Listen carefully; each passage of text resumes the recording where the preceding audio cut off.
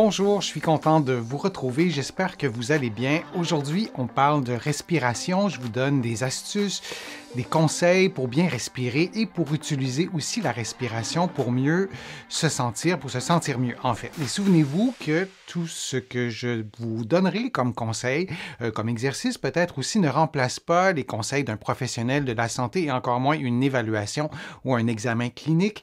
Vous devez adapter aussi mes conseils à votre condition et certains pourraient ne pas convenir. Vous allez trouver plusieurs des conseils, des exercices que je vais vous donner aujourd'hui dans mon livre « Va prendre l'air, tout sur le pouvoir exceptionnel de la respiration » et aussi dans mon livre « Lève-toi et marche » qui est publié aux éditions du Trécarré ici au Canada et aux éditions J'ai lu en France. Je vais vous parler de bronchite chronique. C'est une maladie pulmonaire obstructive chronique.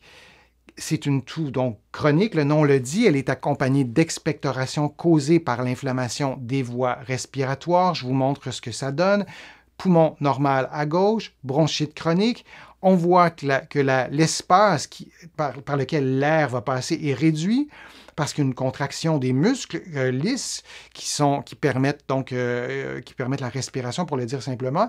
Et on a aussi des sécrétions qui sont à l'intérieur qui viennent aussi obstruer.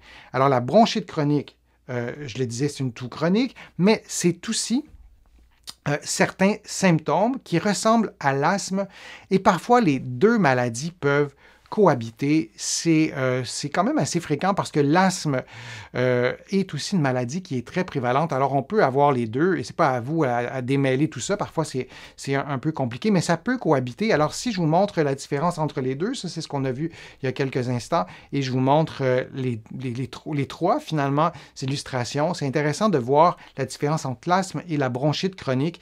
Et on n'oublie pas que l'asthme, entre chaque crise, on revient à une situation relativement normale, tandis que la bronchite chronique, il n'y a pas de retour à la normale. C'est une maladie évolutive. Il y a des critères diagnostiques. Il faut avoir toussé pendant certaine durée. Il faut que ça se répète durant une année ou deux. Donc, il y a des critères diagnostiques qui sont très précis, mais pour la bronchite chronique, mais il y a quand même beaucoup de liens à faire avec l'asthme. Je vais vous donner quelques conseils.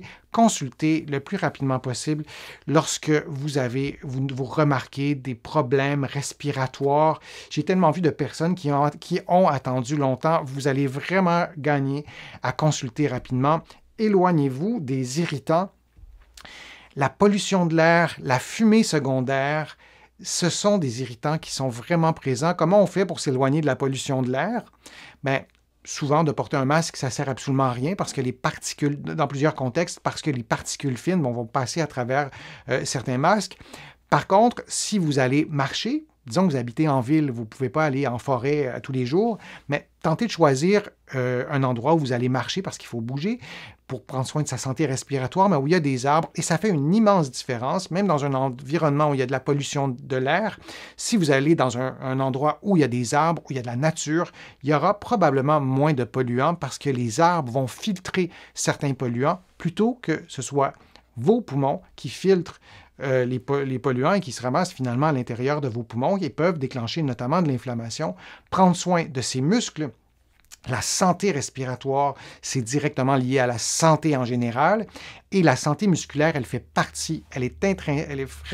vraiment partie de notre santé générale. Et ça, on ne le dit pas suffisamment. Je sais que je vous le répète souvent, mais contracter ses muscles, bouger, faire des exercices, ça peut vraiment être intéressant. Et je vous montre un exercice que vous pourriez faire. Je vous le mets en gros plan comme ça. Alors, vous faites des cercles avec vos bras tendus, les mains jointes. Là, je vous le montre lentement. Je n'ai pas pris de poids et j'ai pris soin de vous montrer un exercice qui se fait en position assise, ce qui fait que tout le monde pourrait le faire, même les personnes à mobilité réduite. Lorsqu'on a une maladie respiratoire, parfois notre santé, évidemment, elle est plus optimale. Et donc, on fait des cercles, ça mobilise les omoplates, les épaules.